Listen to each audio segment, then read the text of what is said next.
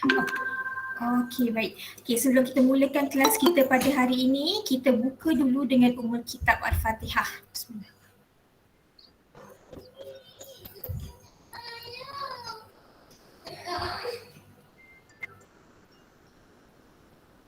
Amin amin ya rabbal alamin. Semoga kelas kita pada hari ini mendapat keberkatan daripada Allah Subhanahu Wa Taala lah.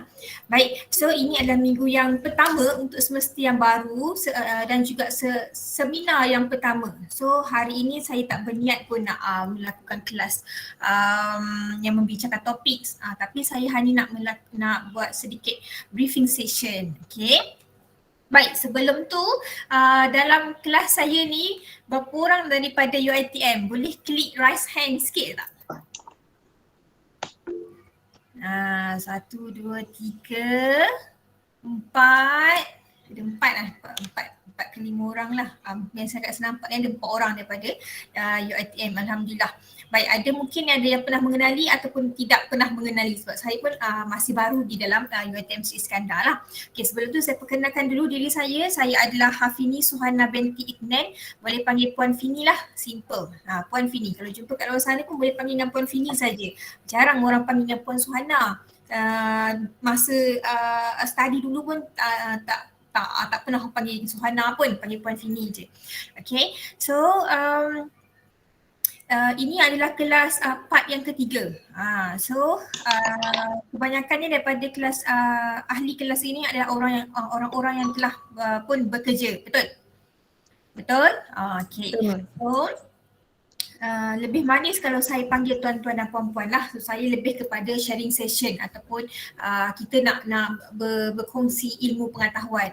So jangan anggap saya sebagai satu level lain. Kita level yang sama je sebenarnya. Cuma saya bertanggungjawabkan untuk mengajar subjek ini. Okay, marilah kita mulakan. Okay, apakah objektifnya ENT 530 ini? Kenapa kita kena ambil subjek ni? Okay, so basically ENT 530 ni adalah subjek entrepreneurship yang mana kita tak adalah nak suruh you all buat business pun. Tak adalah nak kata lepas habis study you wajib lah buat business sebab dah baca entrepreneurship. Bukan. Kita hanya, nak kena share dulu saya punya slide. Patutlah. Sekejap.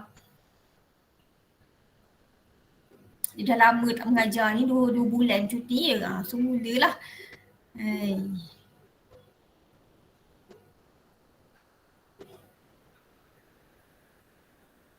Okay, baik. Saya fullkan slide.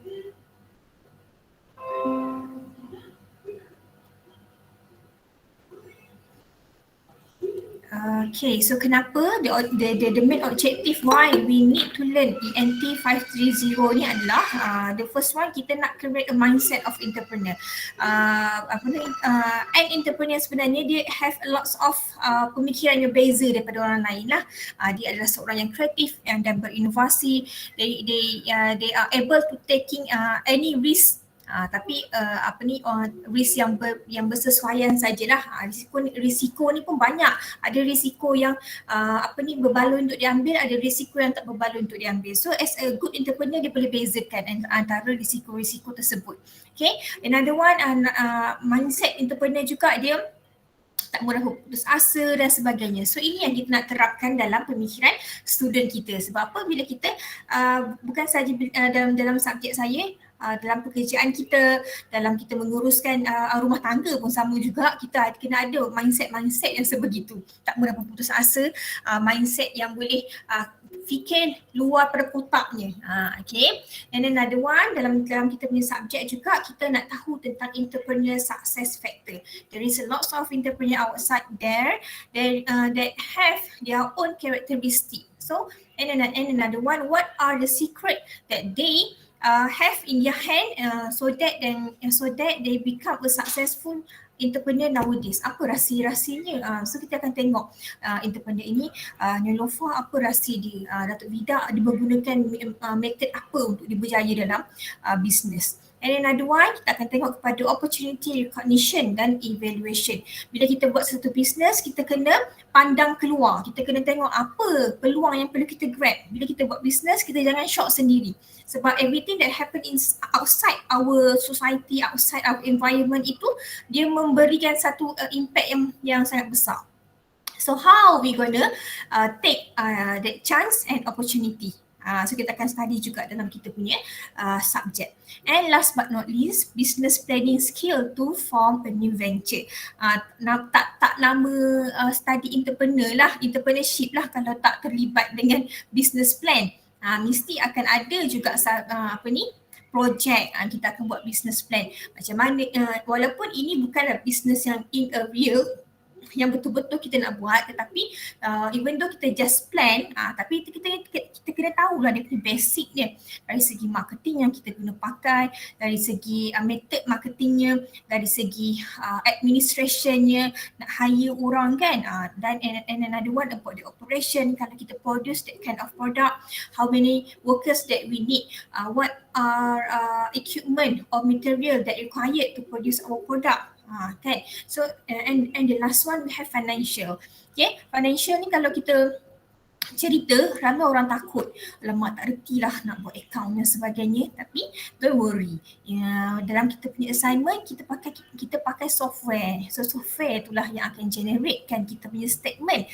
But it doesn't mean that you tak perlu nak study dia punya teori. Tak, kena study juga teori dia, so that nanti bila that kind of software generate statement, you boleh kaji balik, betul ke statement yang keluar ni, kenapa ada negatif, kenapa dah ada dalam bracket. So bila isu tu berlaku, you tahu nak buat apa, you tahu part mana yang you kena betulkan. Okay, so itu sedikit sebanyak tentang objektif ENT 530. And for your information, ENT 530 adalah subjek yang ada related dengan sulam, iaitu kita nak student kita ada connection with the society, terutamanya yang B40. That's why lah kita punya assignment yang pertama dia relate dengan society punya masalah dan sebagainya. So you akan buat sedikit research towards them untuk dapatkan dia punya informasi.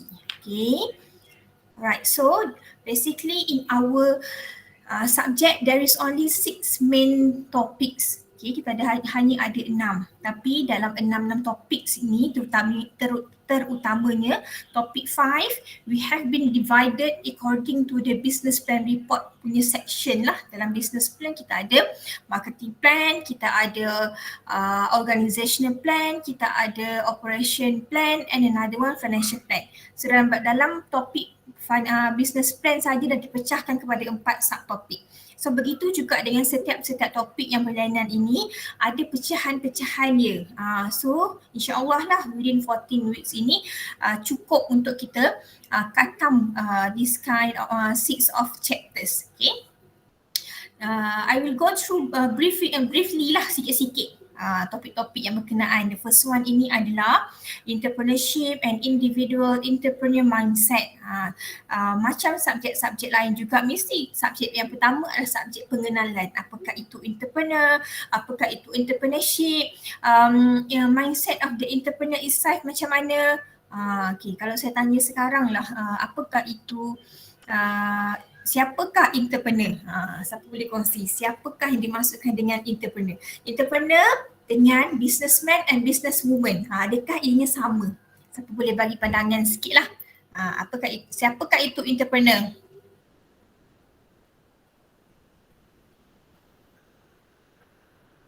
Boleh? Nak cuba Puan?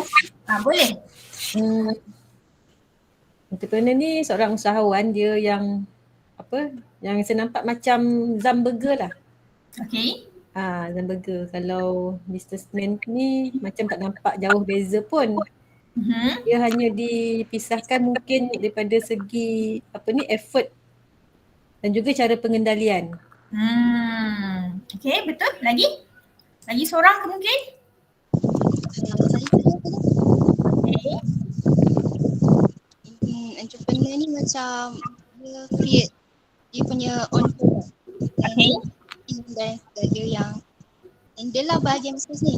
Kalau ini dia macam ikut produk yang memang dah existed. Okey. Pandangan dia berbeza. Betul. Puan Nur Mahanim cakap betul, Puan Nur Syahira pun cakap betul. Okey, sebab entrepreneur dia ada sedikit berbeza dengan businessman. Entrepreneur ni dia lebih kepada they will become a pioneer. Dia yang orang pertama yang grab that opportunity. Orang pertama yang produce that kind of product. Dia tak boleh tengok kalau ada masalah pun dia boleh convert that kind of problem kepada something yang that will be benefit themselves dan juga will be benefit to our society. Okay, dia lebih kepada berinovasi. Berbanding dengan businesswoman, businessman adalah seseorang yang macam buat je business. Dia ambil business orang, dia jadi dropship.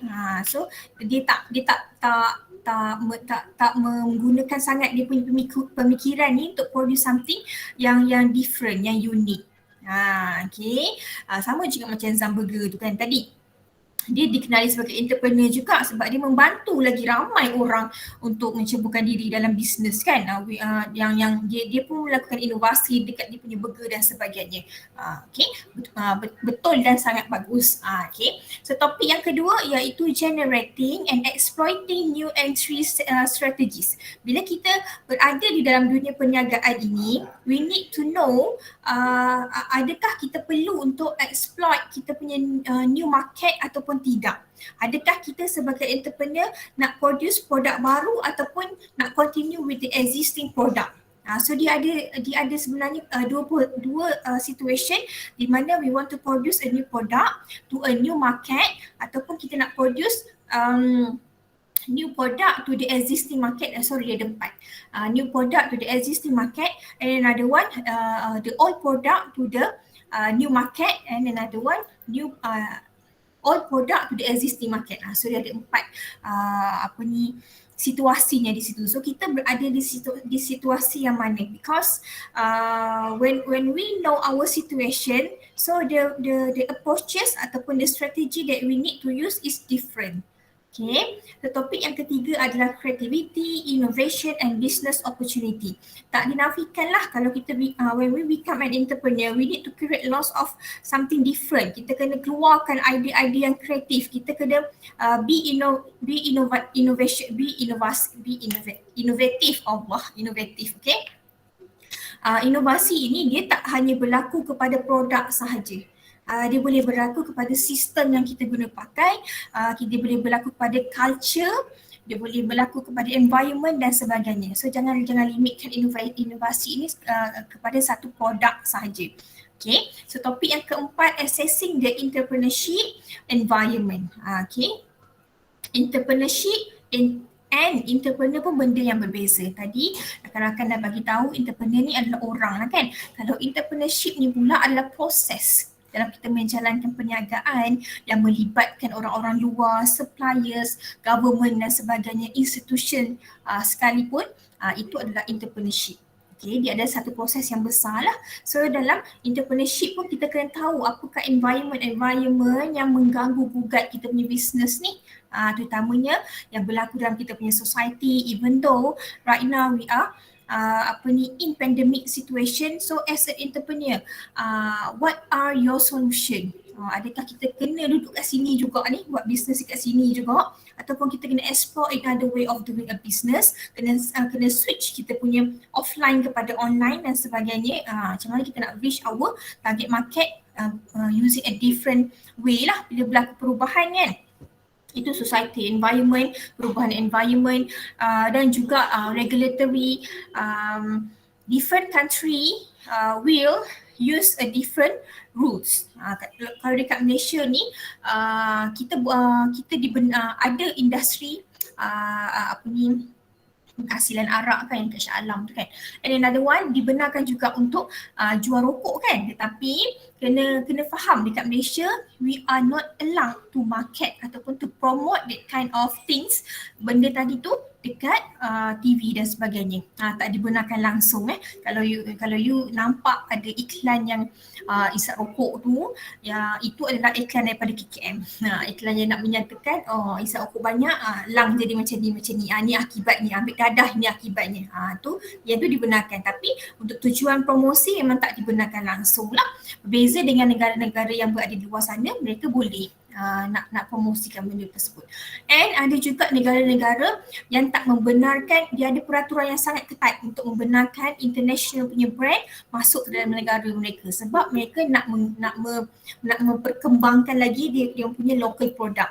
Kalau macam kat Malaysia ni kurang sikit lah, so dia membenarkan barangan-barangan daripada negara luar untuk masuk. Kalau kita tengok dalam electric and electronic, there is lots of brands. So bila ada international, bila ada local brand, dia memberikan purchasing power kepada kita punya customer ni lebih tinggi. There is a lot of option. So bila option yang banyak, bermaksud competition pun semakin bertambah. Okay. So this is kind of advantage kepada customer, but a healthy competition to the company.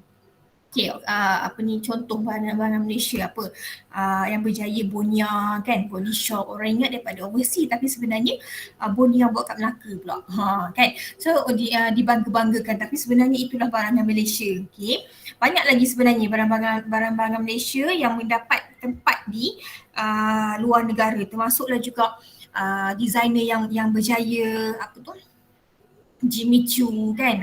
Okay, so we need kita kena sentiasa proud of our self, become a Malaysian, sebab kita ada jenama yang sampai ke luar negara jugalah. Okay, so topik yang kelima iaitu business plan. As I mentioned before, we have 4 subtopik dalam kita punya business plan. Okay, so kenapa untuk business plan kita akan mula discuss about the marketing first. Marketing, operation, administration, and the last but not least, financial plan. Kenapa rasanya kita mulakan dengan marketing? Kenapa bila kita buat business plan, kita mulakan dengan marketing? Untuk introduce produk kita. Okay, lagi? Betul? Another opinion, kenapa kita buat marketing dulu rather than buat operation dulu ke, buat administration dulu ke, hire pekerja dulu ke? Nak target kita punya golongan sasar. Okay, alright. So betul, apa yang Nuzatu cakap tu betul. Sebab apa kita kena buat marketing dulu? Marketing ni dia macam ketua. Without marketing, kita tak boleh. Marketing memang jantung bisnes. Kalau kita buat bisnes tak ada marketing, for what? Kita punya produk tak boleh reach the customer. Kita buat marketing dulu supaya nanti kita tahu how many production yang perlu dihasilkan dalam masa sebulan. Kita buat marketing dulu supaya kita tahu berapa ramai admin yang perlu kita hire. Kita buat marketing juga, marketing akan lead kepada financial. Sebab marketing ini kita buat research. What kind of customer that kita kena target tadi tu, betul? Kita kena faham needs and want dulu, kita kena tahu quality produk kita dulu, barulah kita boleh buat another plans gitu. Ada lecturer yang ajar operation dulu, tapi in my perspective, saya memang akan cakap marketing ini adalah sangat penting sebab dia yang menjadi drive kepada others plans tadi itulah. Okay, and last but not least, topik yang keenam iaitu starting a new venture. Bila kita dah study 5 topik tadi tu, kita nak masuk ke alam perniagaan itu, so kita kena tahu what kind of form business yang kita boleh tubuhkan ni. Kan, dalam kita nak buat bisnes, sama ada bisnes kita itu adalah pemilikan tunggal iaitu sole proprietorship, ataupun secara partnership, kita ada beberapa kawan yang nak jadi partners, ataupun private limited company yang membawa nama Sendian Berhad di belakangnya. So kita kena faham itu dulu supaya bila kita buat satu bisnes senang untuk kita register, kan.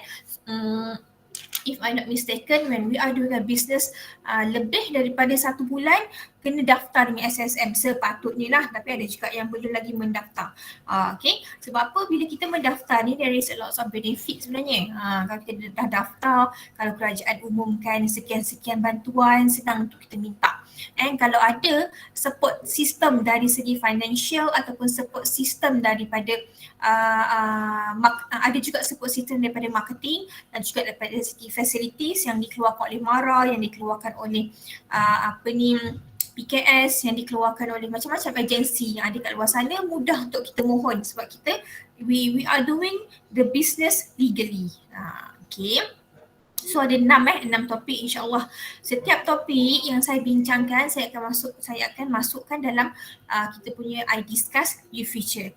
Biasanya saya akan buat satu recording video lah, saya ajar dalam tu, so nanti you boleh view at any time, anywhere, sebab saya upload dalam YouTube.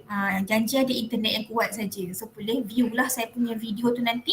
And kalau ada masa lagi, kita tambah sikit dengan sedikit soalan-soalan, sedikit aktiviti, and berkenaan dengan update of your assignment, semua tu dalam You Future. Baik. So kita go through dengan assessment. Ini penting ni, part penting ni. Tak ada assessment ni, tak faham pasal assessment, tak buat assessment, susah untuk saya bantu. Saya selalu mention dengan student saya sehingga ke akhirnya, sehingga minggu yang terakhir untuk saya key in markah pun, kalau boleh submit lah. Okay, saya tak adalah nak kata okay minggu 10 lah kena hantar ni. Kalau student full time saya buat macam tu. Kena minggu 10 hantar, tak hantar tutup terus. Okay, tapi kalau untuk PJJ ni saya lebih concern kepada you punya kekangan masa, kekangan kerja dan sebagainya. So kita kena more flexible lah, as long as you hantar. Okay, kalau tak dapat nak hantar on that time yang saya mention tu, please let me know. Tak apa, saya boleh bertoleransi. Tapi jangan pula take advantage. Puan Fini tu hantar lambat pun tak apa. Janganlah macam tu. Lebih cepat hantar, lebih senang saya maki. Kalau hantar lambat-lambat tu saya rushing maki-maki, saya termiss ke apa kan, auzubillah lah. Dah dapat makan rendah pula. Okay. Right, so this is the first one, the first assignment yang you kena buat, iaitu case study. Okay, the differences between the previous semester compared to this semester ada beberapa, iaitu dalam semester ini kita tak ada individual punya work. Kalau dulu ada satu individual work, ada satu grouping work, tapi ada satu individual, ada 2 grouping. Tapi untuk semester ini tak ada individual, semua grouping. Harapnya bila kita buat kerja lebih pada seorang ni, hopefully that each of the partners bolehlah give full responsible, boleh commit dan sebagainya. Janganlah jadi sleeping partners, tak maulah yang macam tu. Kadang-kadang ada juga bila dah buat kerja perkumpulan, saya lah terima komplain. Puan, ada grup saya ni seorang ni tak mau kerja, komplain. Lepas tu saya pula jenis yang macam ada, kalau ada saya tak berdiam diri lah. So saya tak nak lah orang yang tak buat kerja tu dapat kredit daripada dia kumpulan dengan orang yang bagus, lepas tu dapat markah ni tinggi, lepas tu dia pun tumpang. Tak boleh lah, jangan jadi parasit. Okay, so ini adalah assignment yang pertama, case study, which is it required you to form a group of 5 lah. Kita ada cukup. Kita ada 20, means that kita ada 4 kumpulan lah. Okay, 4 kumpulan. So what you need to do adalah you need to find out ataupun you need to choose one small or micro business. Doesn't matter if the business is dia tak berdaftar SSM ataupun makcik yang jual nasi lemak tepi jalan pun boleh. Sebab apa? Sebab saya mention tadi ENT 530 dia related dengan sulam, iaitu kita nak bagi student kita berkomunikasi ataupun masuk ke dalam society B40. Sebab sepatutnya mereka ni lah yang diberi bantuan pun kan. Kalau dia pun ni tak ada SSM lagi, you should give advice to those people itulah.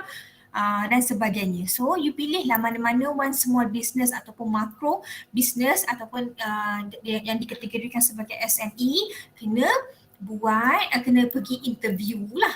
Bila interview tu sekarang kan dah kita punya SOP pun dah ni sikit kan. So you boleh keluar ke mana-mana, berjumpa, tapi SOP jarak tu semua kena jagalah. Kalau ambil gambar kena pakai mask dan sebagainya. So you kena collect as much info about that company. Kalau you kata alamak, kalau yang jual burger tu mana ada company, tak apalah, dia punya stall tu lah, macam mana bermulanya, siapa ownernya, history-nya macam mana, apa ingredient yang dia pakai, berapa banyak target customer yang dia dah dapat sebulan, berapa banyak profit yang dia dapat, apa challenges dia, macam-macam dia cerita dalam company, about that company, macam-macam dia boleh korek lah. Okay, then after that you kena prepare company analysis using BMC. BMC ni adalah business model canvas. InsyaAllah kita akan study BMC dalam topik, if I'm not mistaken, topik yang ketiga ke keempat macam itulah. Okay, so bila dah study BMC, you get to know about the 9 elements of the BMC. So you boleh relate dengan assignment kita ni lah. Okay, and another one, you kena identify problem, apa yang entrepreneur tadi tu ada masalah. Let's say dia kata saya mengalami masalah financial, kekurangan modal. Oleh sebab itu saya tak nak kembangkan bisnes saya. So itu adalah main problemnya. Okay, so you as student ni, you kena find out what are the alternative solution that you should give to those entrepreneur. You boleh kata okay, kalau itulah masalahnya, sebenarnya there is a lot of agency yang ada kat luar sana yang menyalurkan sumbangan-sumbangan ataupun menyalurkan dana-dana berbentuk grant dan sebagainya. Macam yang saya mention tadi. Kalau agent business tu lain kan pun. Agent business maksudnya dia dropship ke, dia agent ke? Okay, kalau dia menjalankan bisnes secara dropship ataupun dia agent pun boleh, tak ada masalah. As long as dia menjalankan bisnes dia sebenarnya. Dia ada bisnes. Maksudnya dia bukanlah part time, kalau boleh jangan ambil yang part time. Dia buat dropship tapi berpanjangan. Okay, so kalau yang part time ni susah sikit. Dia punya profit tak berapa nak cantik kan apa kan. So make sure kalau dia dropship pun dia memang dah 2-3 tahun dah pun buat dropship ni. Ada je orang yang join SID Shakli ke apa dah 3-4 tahun dah sampai ke ranking master coordinator dan sebagainya. Tu pun boleh. Okay. Lepas dah identify problem, suggest alternative solution, ni submissionnya. Boleh Nur Mahanin, memasak pun boleh. Bukan founder pun boleh. As long as dia menjalankan perniagaan. Bila dia menjalankan perniagaan ini, sebenarnya dia telah pun ada dia punya own business lah. Kalau dia baru di bawah memasak, jangan ambil cerita memasak tu. Ambil cerita dia sebagai agent tu. Kalau dia dropship, ambil cerita dia sebagai dropship. Dia bermula daripada berapa modalnya. Even though dia sebagai dropship ataupun dia punya agent, dia pun kadang-kadang dia pun ada orang bawah-bawahan dia juga. So macam mana dia motivate orang bawah dia? Macam mana dia encourage orang bawah dia untuk dapatkan sales yang telah ditetapkan. So itu pun boleh. Kalau you dapat yang founder pun okey juga. Okay. Sebentar ya, saya tutup kamera kejap, ada orang nak lalu.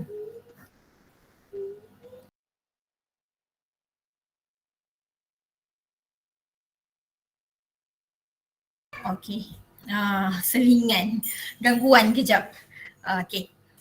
Mana kamera saya tak keluar pula? Keluar dah.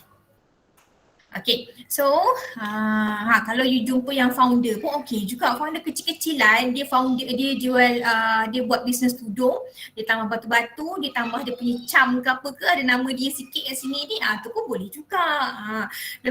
Kalau you nak lagi senang, ambil orang yang dekat-dekat pun okey. Jiran-jiran, adik-beradik, kawan-kawan pun boleh juga, as long dia menjalankan perniagaan yang legal. Lagi satu dia punya syaratnya adalah perniagaan tu adalah yang orang kata apa, yang sah, bukanlah yang sah lah. Jangan pula jual benda yang tak sepatutnya ke apa ke, yang jual daun ketum ke apa ke, janganlah. Tu tak boleh lah. Okay, yang tu nampak sangatlah dilarang. Okay. Alright. So another one adalah Yang bisnes tu dia sama ada produk ataupun perkhidmatan ke? boleh Boleh antara ke? dua. Dan fokus kita pada yang B40 kan? Fokus kita sebenarnya. Betul. Okay. Kita nak yang bisnes kecil sebenarnya. Kalau you kata alamak saya ada yang bisnes besar, boleh, tak ada masalah. Okay, yang keduanya adalah social media portfolio. Ini walaupun dia bukan group tapi dia adalah pairing. So senang. Yang ni pun senang juga nak cari partner sebab you ada 20 orang. Make sure ada partner-partnernya lah. 2 orang. Adalah dalam 10 partner.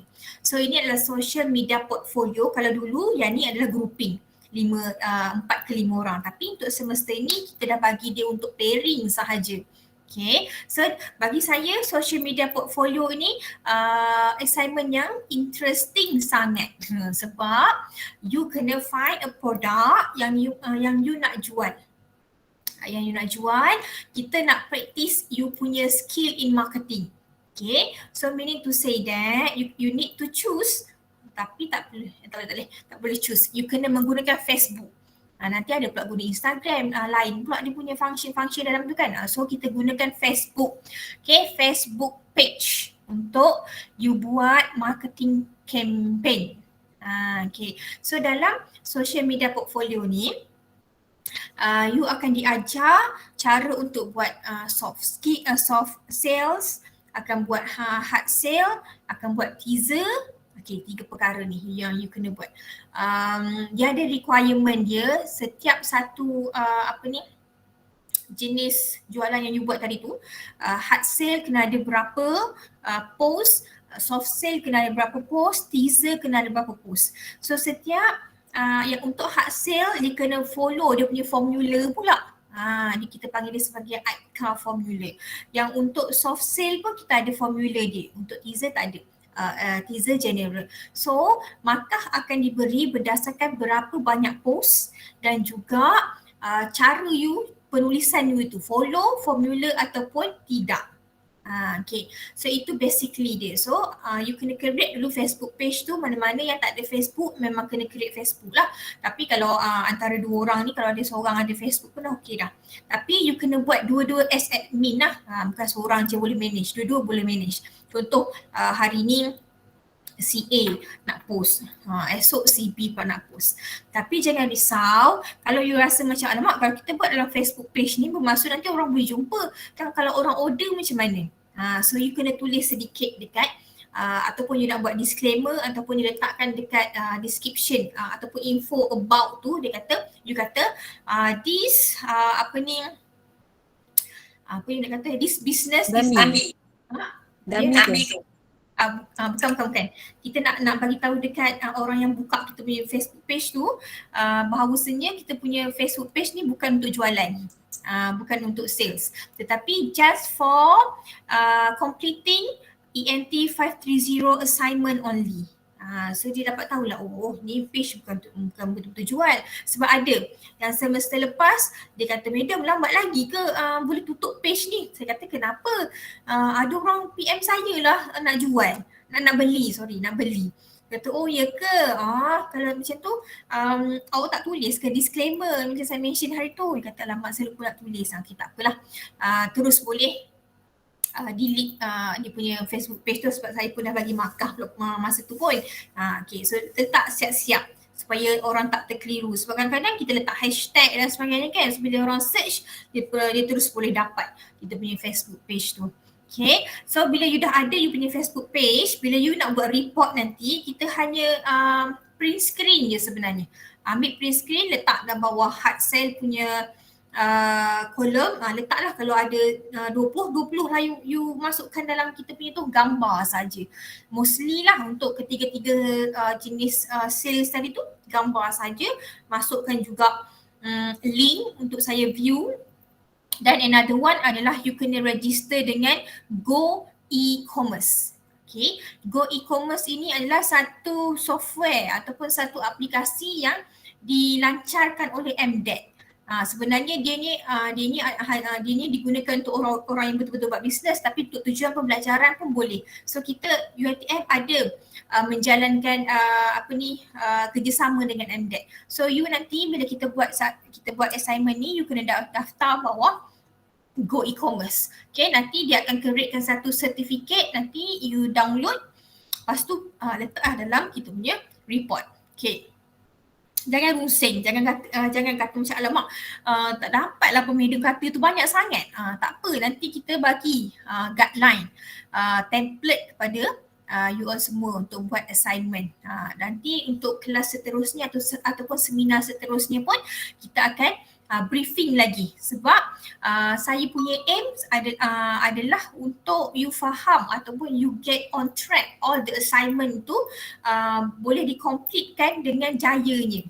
Okay, so penting lah, sebab itu pun menyumbang markah kepada you kan, at the end nanti grade berapa based on your assignment juga. So itu kita punya tujuannya, sebab kita pun tak ada final test, kita tak ada quiz, kita tak ada midterm test pun tak ada. So inilah kita punya markah. So ini yang perlu diberi tumpuan. So mana-mana topik yang termasuk dalam kita punya assignment, saya akan tumpukan lebih lah, fokus more on that topic supaya you faham. It's easy for you to write down your report. Okay. So sini ada sikit ada dia punya submission date jugalah. Okay. Alright, ni hak besar sikit. So markah dia pun besar sikit. Kalau tadi markahnya, tak tulis pula. 20, 30, sorry. 30 kalau tak silap saya. Nanti ada saya tulis dalam guideline. Dalam slide ni tak ada pula. Okay, untuk business plan, kita bahagikan kepada dua lah. Kita ada report dan juga presentation. Okay. Untuk report masih sama lagi untuk business plan, masih sama lagi grouping about 5% per group. So you kena buat apa? Biasa kalau untuk business plan kita kena pilih satu produk untuk kita jadikan dia sebagai business plan kita. Okay, so nanti dalam business plan kena ceritalah tentang about your product, siapa ahli-ahli kumpulan. Kalau you pilih sebagai sole proprietorship, let's say kalau business you ini you pilih untuk pemilikan tunggal. So untuk owner description bermaksud seorang je lah ownernya, sebab ada kadang-kadang student terkeliru. Dia buat business plan tapi dia pilih untuk sole proprietorship, bila kat ruangan owner description tu dia letakkan semua dia punya members. Tak boleh, itu salah sebenarnya. Dalam owner description itu bermaksud you kena tengok dulu form of business you.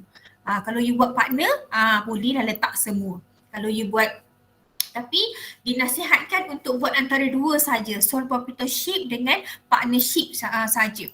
When you choose to PLC tadi tu, private limited company tu, dia berbeza sangat. There is a lot of document that you need to submit, a lot of requirement.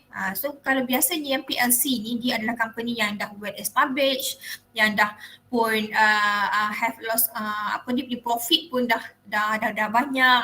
So dia convert kepada PLC. Kalau kita ni, kita boleh pilih antara partnership dan juga sole proprietorship sahaja. Okay. So untuk business plan report, dia punya details pun akan saya kongsikan. Okay. Lagi bagus kalau saya faham kalau kita buat group work ni, kita akan bahagikan dia punya ni kan, part kan. A buat marketing, B buat financial, C buat organizational dan sebagainya. Okay, saya faham benda tu, tapi make sure that orang yang buat bahagian financial dia kena relate, dia kena connect dengan setiap planning. Ni my personal advice.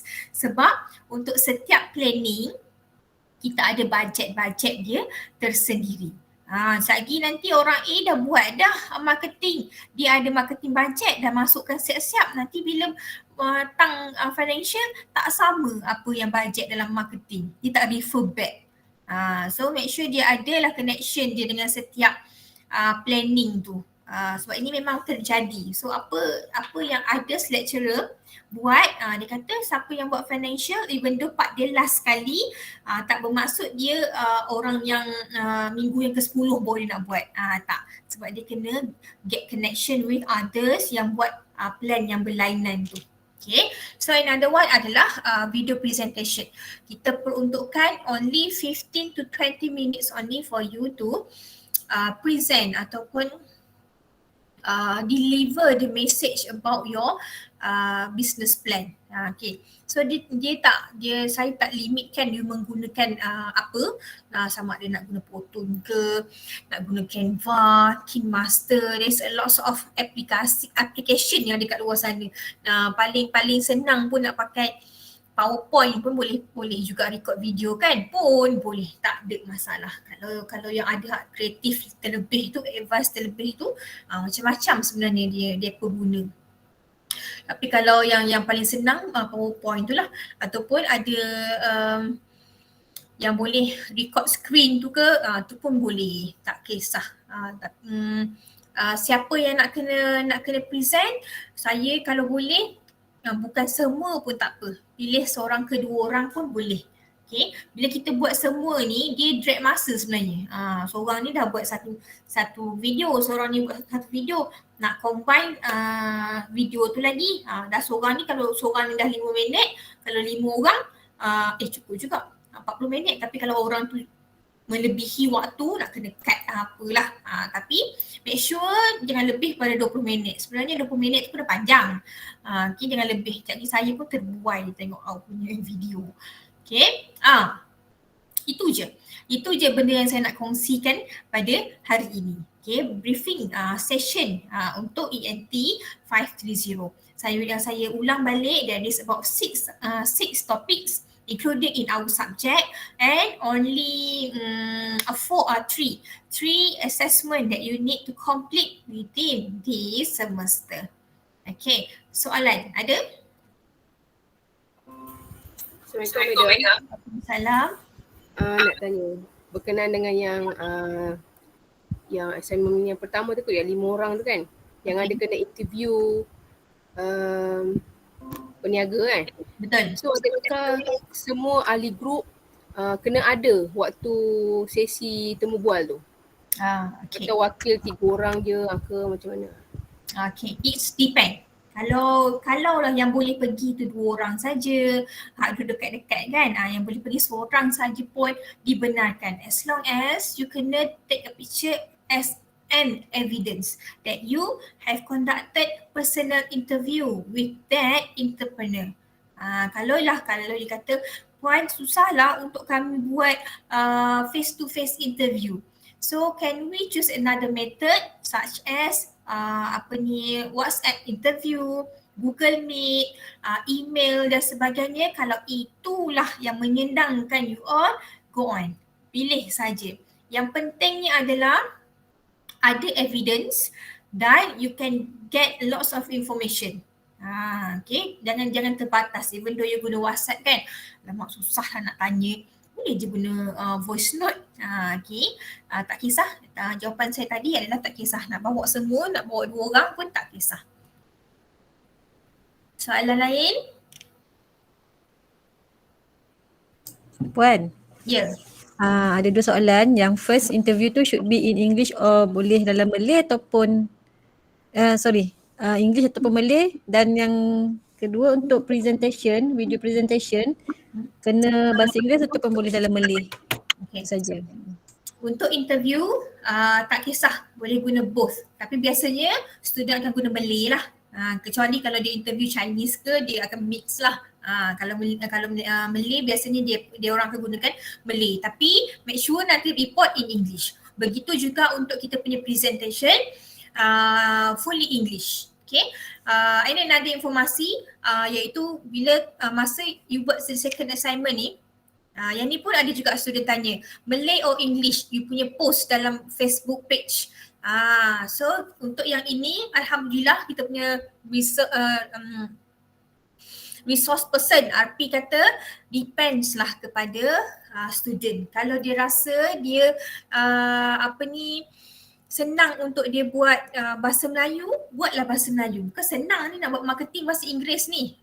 Kan nak buat ayat-ayat soft sell dengan hard sell ni dalam bahasa Inggeris ni. So kalau dia buat bahasa Melayu pun diterima as long as dia follow kita punya formula AIDCA tadi tu.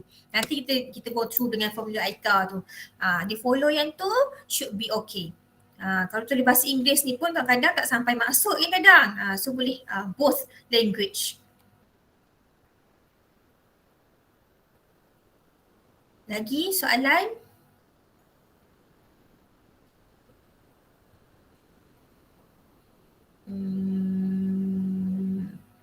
Kalau dari side saya ada lagi tak nak bagi tahu? Okay, so another one is about the youth future.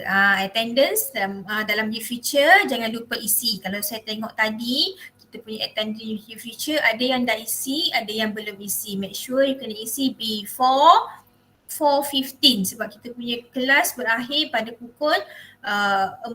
Let's say lah kalau you ada masalah connection ataupun you tak dapat hadir ke kelas, bagi tahu saya secepat mungkin lah. Okay, so that saya tak adalah tercari-cari. Alhamdulillah ada seorang je yang belum ada, belum tik. Atirah Syahirah ada ke dalam ni? Atirah Syahirah. Ada. Dia ada dalam ni. Atirah nanti isi kita punya attendance. Lagi every materials of course kita akan sharekan dalam iDiscuss dalam new feature, dan kita pun sedia maklum iDiscuss ni dia tak ada notification. Wan saya ke ada? Tak ada kan? Tak ada.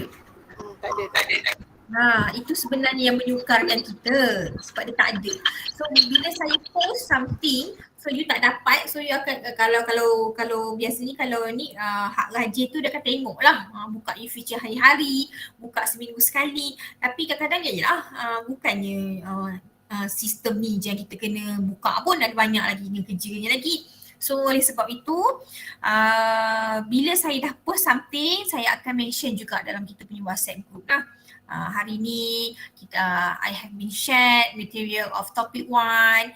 Hope you can have a look, and if you have any question, please tanya macam tu lah. So that you kata ada madam post dalam tu, so you boleh tengok, so you boleh respon dan sebagainya lah. Okay. Tentang penghantaran assignment pula, saya memang menggunakan Google Drive. Okay. Kalau nak hantar nanti saya akan share kan kita punya link Google Drive. So saya sangat berharap kalau saya kata guna Google Drive, hopefully lah tuan-tuan dan puan-puan boleh hantar menggunakan Google Drive. Sebab ada juga masalah di mana nanti ada kata puan tak boleh nak submit kat sini, boleh tak? Saya ni storage phone tak adalah besar sangat, janganlah hantar kat sini lagi hilang pula kan. Okay, hantarlah dekat Google Drive tu. Okay, and another one, personal advice juga, sebab benda ni sering terjadi. Kita dah siap assignment, make sure you simpan assignment dekat several device. Simpan dekat laptop ni, laptop kawan, dekat cloud, dekat email dan sebagainya. Sebab ada juga bila at the end of semester, yelah kita hantar, we submit our assignment ni using system, right? Hantar dekat ni online dan sebagainya.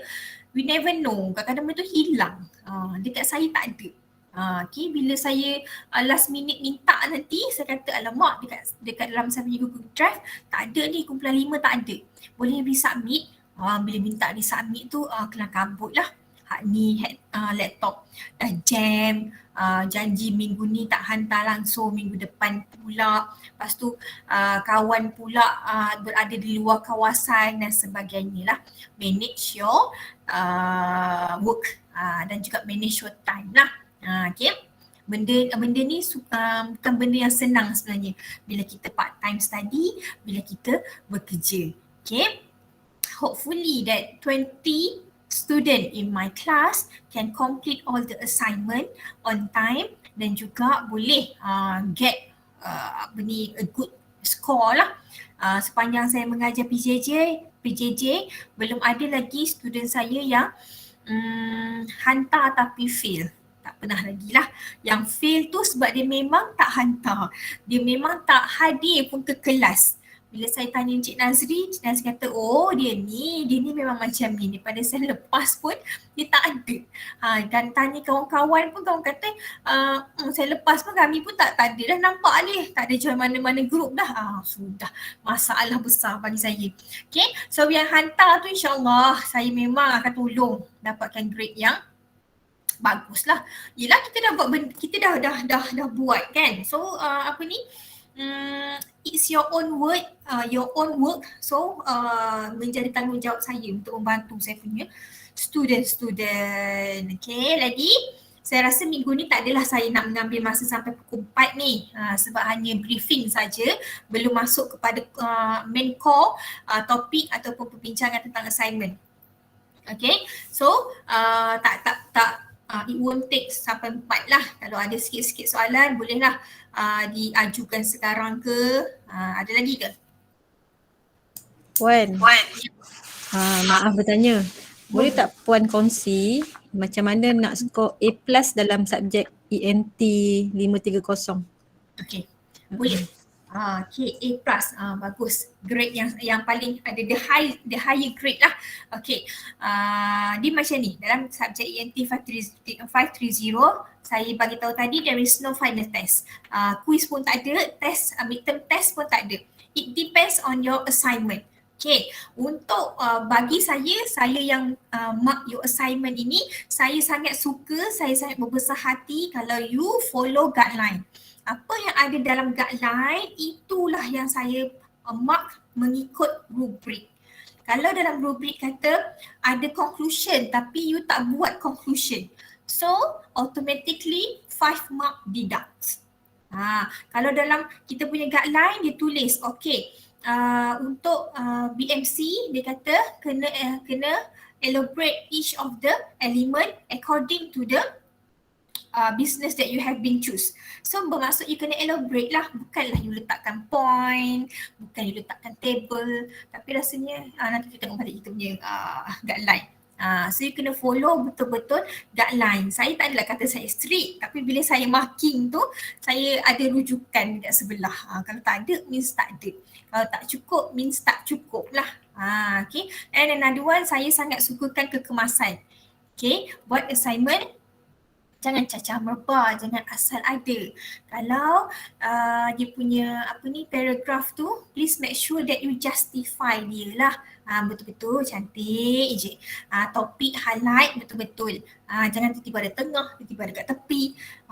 Sakit juga mata memandang ni. Okay. So dia memainkan peranan yang penting juga. Gambar pun macam tu juga. Walaupun kita masukkan gambar kan. So make sure you arrange betul-betul dengan saiz yang sama. Cerewet lah pula Puan ni. Saiz yang sama, tak adalah hak ni besar, hak ni kecil, hak ni tepi, hak ni ke bawah sangat. Buat cantik-cantik. Okay. Tu pun kekemasan tu ada markah sebenarnya tu. Okay. Boleh bagi contoh identify problems untuk case study to madam. Tadi yang macam saya mention tadi, let's say kalau entrepreneur tu kata the main problem yang dia ada adalah dari segi financial. Itulah main problemnya. So you as a student ni, as a interviewer ni, you kena find out what are the alternative solution untuk bantu makcik ni tadi dapatkan peluang-peluang pinjaman ataupun dana ataupun grant. Kalau itu adalah financial problemnya. Kalau lah dia punya contoh dia kata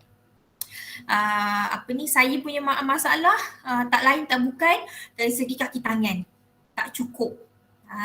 Okay, so you find out that rasanya makcik asyik makcik je. Rasanya Puan, business Puan ni even tu kekurangan kaki tangan, why not Puan invest sedikit modal untuk beli mesin. Dia contoh dia perniagaan dia adalah pembuatan keripik dekat kampung. Kan tak dia kata tak menang tangan lah ni kaki tangan tak cukup kan, demand banyak, supply-nya kurang. So dia pun bagi cadangan daripada duk hire orang ni, baiklah puan beli mesin untuk menggoreng, untuk memotong, bukan saja dapat mempercepatkan pengeluaran, dapat fulfill the demand, tetapi telah pun menjadikan bisnes dia itu lebih berinovasi. Contohnya begitu. Yalah, bila kita hire pekerja ni pun kita nak kena juga bayar SOSO lah, KWSP lah, kebajikan dia lah. So salah satu solutionnya. Contohnya begitulah. Kalau don't get surprised kalau masalah-masalah dia tu masalah yang you rasa macam remeh-temeh, kan tak apa. Kalau itu the main masalah ya, main problem ya, you should give alternative jugalah, you should give solution jugalah dari segi you punya pendapat. Okay, lagi. Wow, alright, welcome. Lagi? Tak ada, okay. Faham? Puan. Maaf Puan, saya banyak bertanya awal-awal Sam. Andai katalah Puan nanti ada keluarkan carry mark ke nanti? Okay, carry mark biasanya saya tak keluarkan, tapi let's say kalau RP kata wajib keluarkan, biasanya dia akan keluarkan 30% sahaja. Yang selalunya dia orang keluarkanlah 30%. So bermaksud kita punya first assignment lah, tapi saya tak berapa nak setuju sangat lah, sebab biasanya student ni ada juga yang hantar lambat. So bila saya keluarkan carry mark ni, kalau orang yang tak hantar lagi tu jadi macam mana kan? So dia depends lah. Kalau semua dah hantar, saya boleh keluarkan carry mark. Kalau tidak, sampai ke hujungnya lah barulah saya boleh markah, saya boleh kira balik dan sebagainya. Puan, insyaAllah grup ni tak pernah lagi lah hantar lambat. Cuma andai katalah kami tak happy dengan makan kami dapat tu, boleh tak kami redo? Boleh. Kalau boleh tak nak lah kan, patutnya kami boleh buat lebih baik pada yang tu lah. Andai kata apa yang kami buat tu tak mencapai apa yang Puan nak dan kami minta redo, boleh lah. Kira macam ni, bukanlah saya kata boleh, tapi sekiranya bila saya check assignment tu saya tak puas hati. Bila saya tak puas hati ni bermaksud markah dia rendah lah. Bila saya tak puas hati, saya akan bagi cadangan lah. Boleh tak kalau group A ni modify balik dia punya BMC ni sebab dia tak mencapai standard yang saya telah tetapkan. Okay, bila saya bagi macam tu, dia pun cakap okay kami setuju untuk redo. So bila dia dah redo, markah dia akan berbeza lah. Okay, biasanya bila dah hantar ni jarang yang saya baca setakat ni lah, jarang yang terlalu banyak correction ataupun ketara sangat lah. Kalau ada pun adalah sikit-sikit je sebenarnya. Kalau betul-betul nampak macam lain pada assignment orang lain tu, memang saya suruh redo lah. Okay Puan, last soalan daripada saya, macam interview pula dah. Last soalan daripada saya, Puan available setiap masa ke kalau macam kami nak tunjuk draft draft tugasan dan sebagainya? Okay. Dia macam untuk yang nak tunjuk draft dan sebagainya boleh direct terus contact dengan saya. So tapi saya tak janji hantar hari ni esok dapat. Tapi saya sebaik mungkin entertain saya punya student. Kalau dia dah hantar draft, of course saya check. Setakat ni memang selalu pun check lah. Okay, yang tak dapat nak check tu pun saya akan bagi tahu. Tak apa, saya tak dan nak check. Nanti bila saya baca untuk saya kira markah, kalau yang tu ada yang saya tak puas hati, memang saya akan bagi dia buat balik lah. So I'm free for kalau ada yang nak tunjukkan draft tu. Memang bagus pun. Ada satu kumpulan saya semester lepas, dia memang sangat committed. Satu je kumpulan tu. Dia sangat committed. Dia hantar draft dia pun mana elok pun. Saya kata nothing much you can correct, boleh buat correction. Yang ni pun sebenarnya saya rasa macam dah wow. So dia kata okay puan, terima kasih. Tapi I hope lah tak ada lah grup-grup yang nampak ketara sangat kot perbezaan dia. Yang ni elok sangat, tapi ada pula yang macam kalau yang tengah-tengah okey lagi, yang macam berbeza lah. Yang ni ingat yang bagus ni berbeza sangat yang kurang bagus ni. Padahal kelas sama je pun. So make sure tak ada lah yang tu. Buat assignment ni kalau boleh nak dapat A semua. Even though kita punya percentage kan, dalam satu kelas berapa persen yang boleh dapat A. Okay. Tapi bagi side saya, I don't mind. Kalau kelas saya semua dapat A pun tak apa. Kalau rektor tanya, kenapa kelas Puan Vini ramai sangat A ni? Saya boleh tunjuk evidence lah. You can see from my student assignment, ni hasilnya.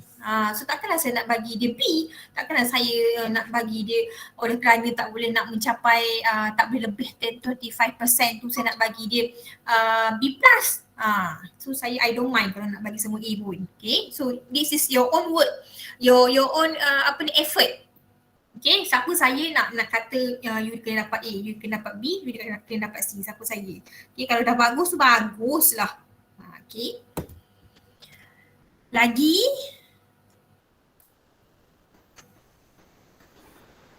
Madam, nak tanya, adakah setiap group dah perlu hantar macam tadi choose business kan?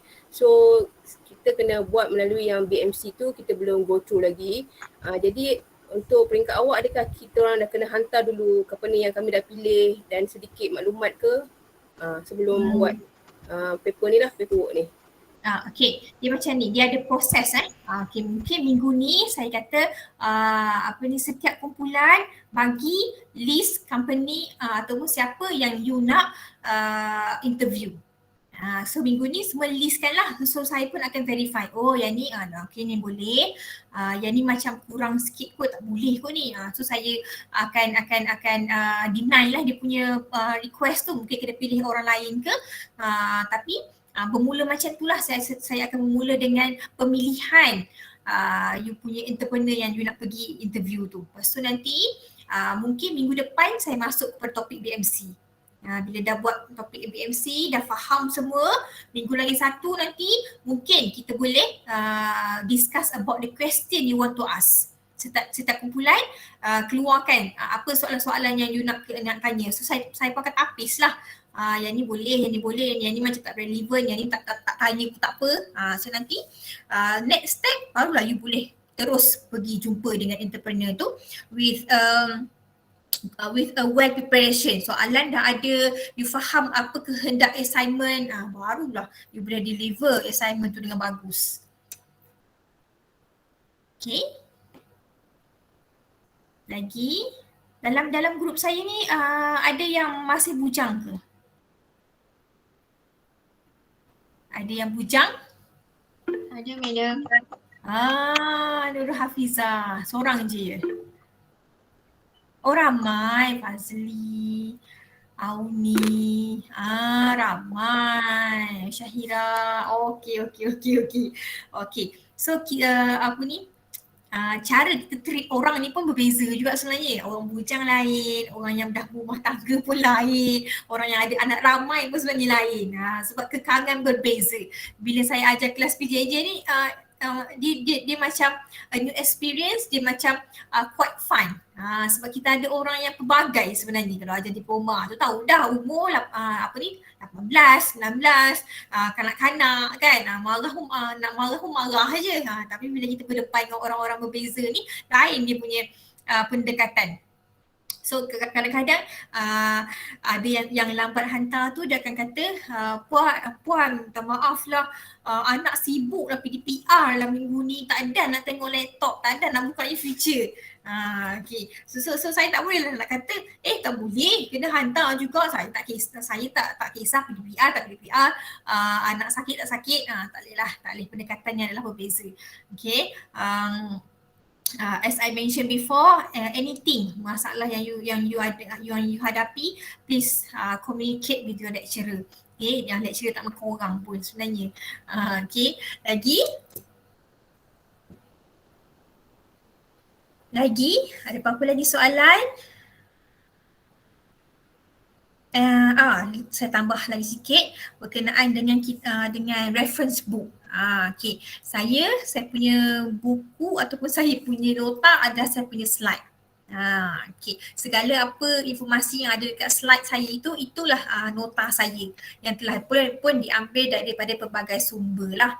Let's say kalau you kata nak juga ada buku, you boleh tengok dekat yang saya post dalam YouFuture.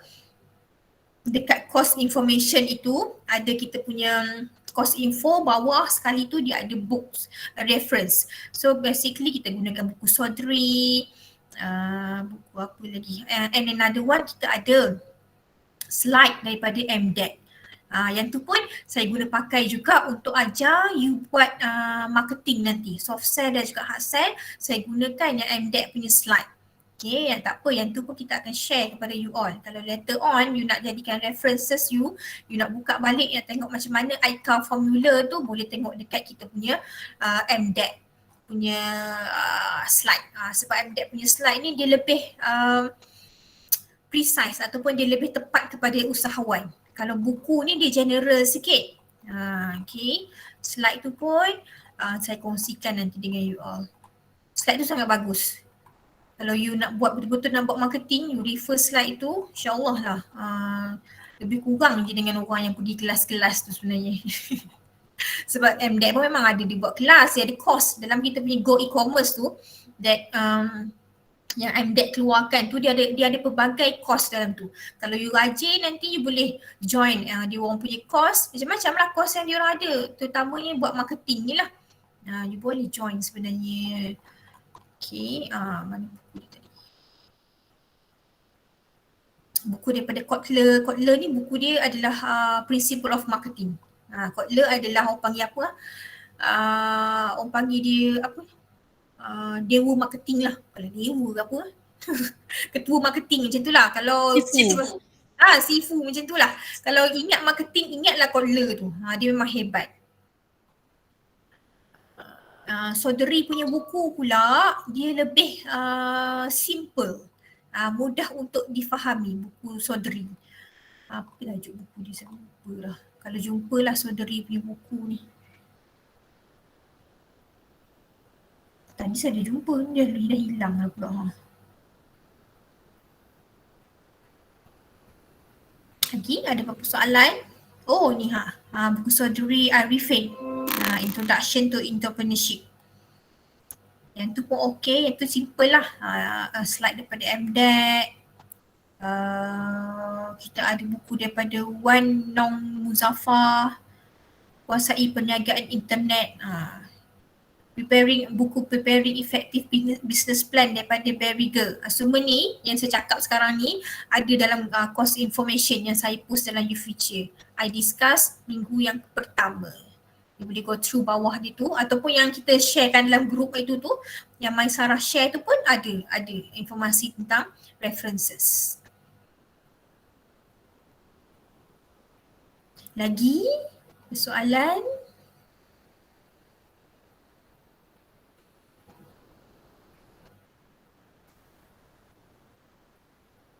Kalau ada sebarang cadangan, kalau you rasa macam madam, why not kalau kita cadangan lah, apa-apalah, why not you yang you rasa macam boleh improve kita punya kelas ODL ni, dipersilakan untuk bagi cadangan, saya open.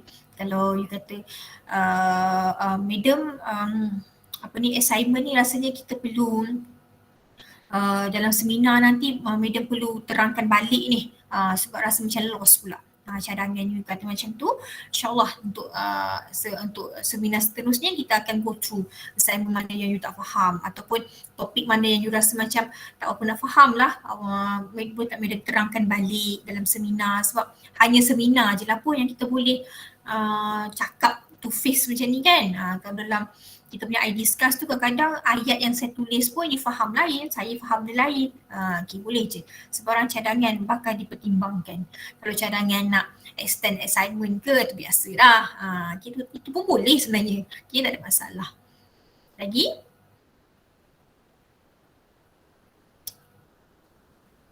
Tak ada. Kalau tak ada rasanya saya boleh ke saya akhiri kelas kita ni awal sebenarnya? Madam kalau ada sambung kat WhatsApp tak apa kot. Boleh.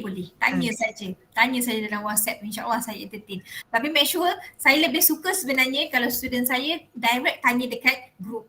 Okay, kalau you tanya asing-asing ni, saya bukannya ada PJJ punya kelas je ni. PJJ punya kelas ada 2. Diploma lagi, pradiploma lagi.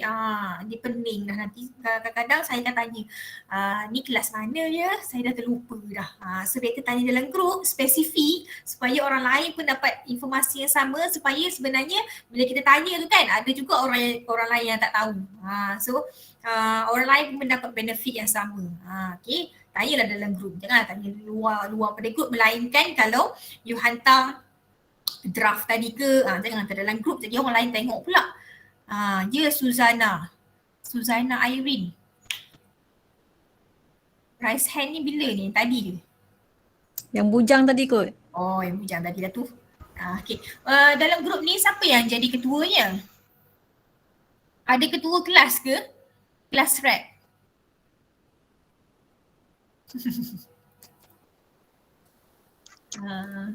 Ada? Ada. Kalau ikutkan Kak Norma ni, kalau wakil subjek tu saya. Izzah tu wakil subjek ENT. Kelas rapnya Nur Hanif. Sekejap saya tulis nama. Kadang-kadang ada juga informasi yang kita nak suruh kelas rap yang bagi tahu. Kadang-kadang samalah antara Nur Hanif dengan Izzah tu lah. Dia macam ni madam. Saya kira macam kami ni nak advance sikit kan.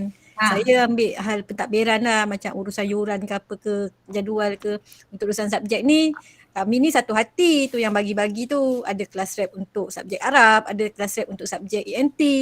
Sebab semua orang dalam kelas ni semua bagus. Tu saya cakap madam tu. Wow. First time ni saya dengar ni ada yang pentadbiran semua ni. Kelas lain nak suruh jadi ketua pun payah. Kalau saya tanya, okey siapa ketuanya? Diam. Saya lantik boleh ke? Diam. Peninglah saya. Bagus. Alhamdulillah.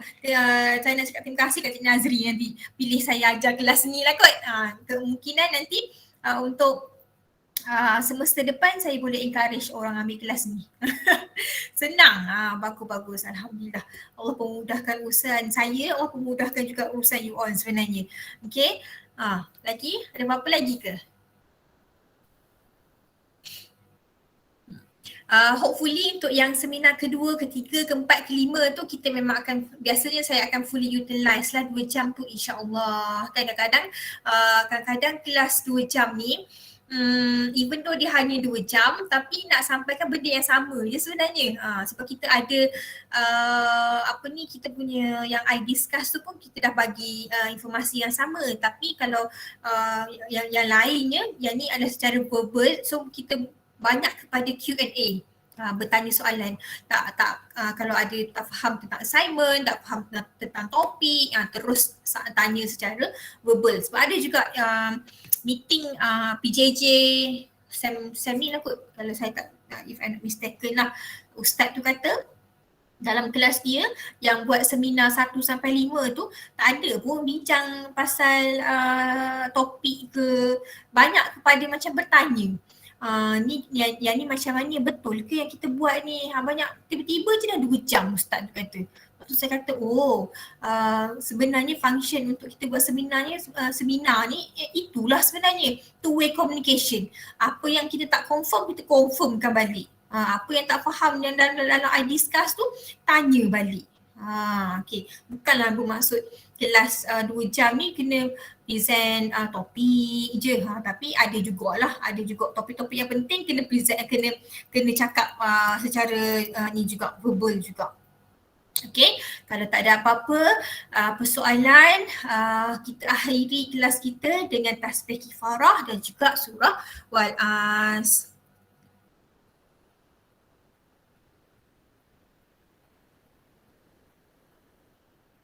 Amin ya rabbal alamin. Terima kasih banyak-banyak kerana hadir penuh, kehadiran penuh dalam kelas saya pada hari ini. I'm really appreciate your full commitment ini. Yang buka kamera pun saya sangat-sangat hargai. Yang tanya banyak pun. Hak lain bukan tak bagus dia, semua bagus. Dan kelas saya semua bagus. Cuma ada je diam-diam ubi berisi. Okay. Jumpa lagi pada seminar yang kedua. Kalau tak silap saya 20 hari bulan 11. Okay. Take a good care of yourself. Jaga SOP. Kalau nak ke mana-mana sekalipun sekarang ni, jaga diri elok-elok. Itu yang lebih penting. Jaga kesihatan. Okay. Kalau ada apa-apa terkurang daripada pihak saya minta maaf. Keep in touch, selalu berhubung melalui WhatsApp, dan saya pun akan sentiasa bagi informasi berkenaan lebih-lebih lagi berkenaan dengan iDiscuss. Okay. Assalamualaikum warahmatullahi wabarakatuh. Jumpa lagi. Terima kasih banyak-banyak. Salam, terima kasih Madam. Terima kasih Madam. Terima kasih Madam. Terima kasih Madam. Sama-sama.